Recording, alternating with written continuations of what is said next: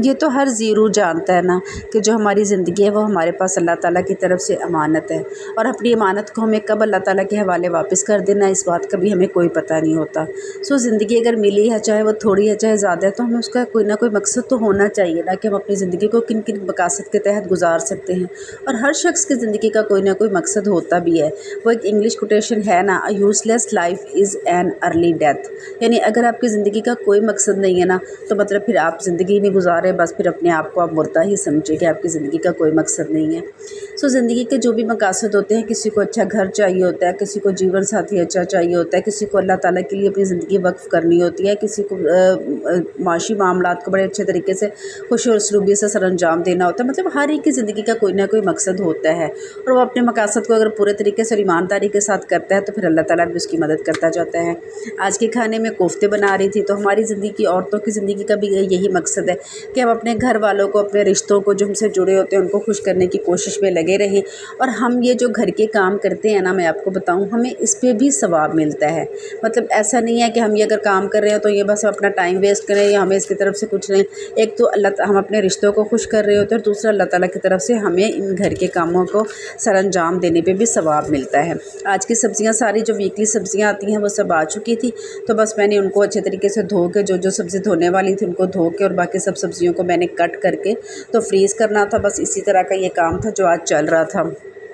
देखिए जी, अगर हम सिर्फ़ इस मकसद के तहत इस वजह से अपने कामों को छोड़ देते हैं, या इस अपने मकसद को पूरा नहीं करते कि अगर हम फ़ेल हो गए तो क्या करेंगे, या लोग हमें क्या बातें करेंगे। देखिए, मैंने अपना यूट्यूब चैनल काफ़ी दिनों से स्टार्ट किया हुआ है, लेकिन मुझे अभी उस तरह से इनपुट नहीं मिल रहा।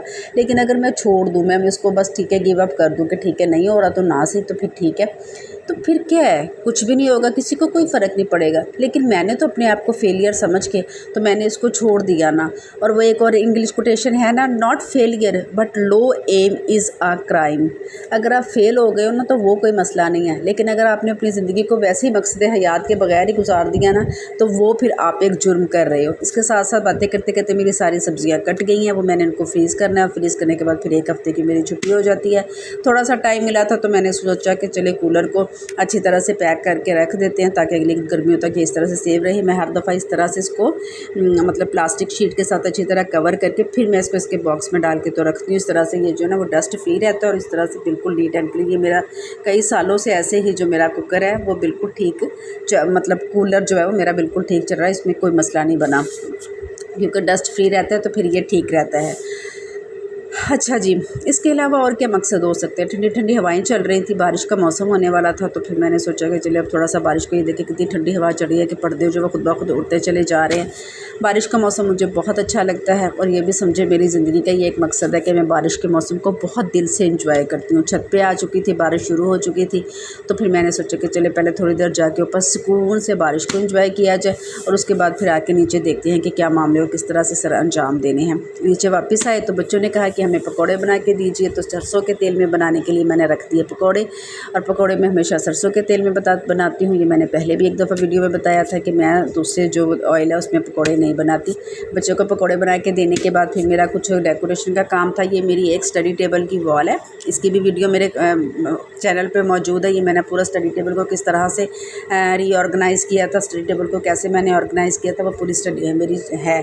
मतलब वो उसमें मैंने सब कुछ डिटेल से बताया हुआ है। अब तो मैंने इसकी लुक चेंज कर दी है थोड़ी सी।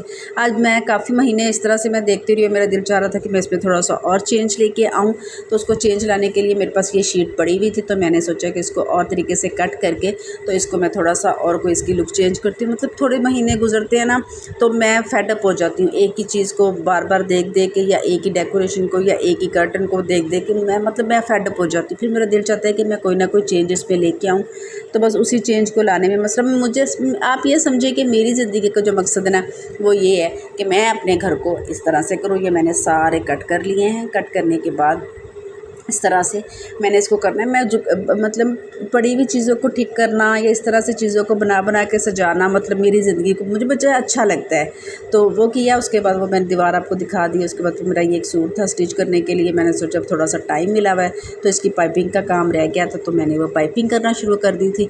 अपनी ज़िंदगी को बहुत अच्छे तरीके से गुजारना हम सब का फ़र्ज़ है। सो अपनी ज़िंदगी का मकसद हासिल कीजिए और अपने आप को और अपने रिश्तों को खुश करने की कोशिश कीजिए। बहुत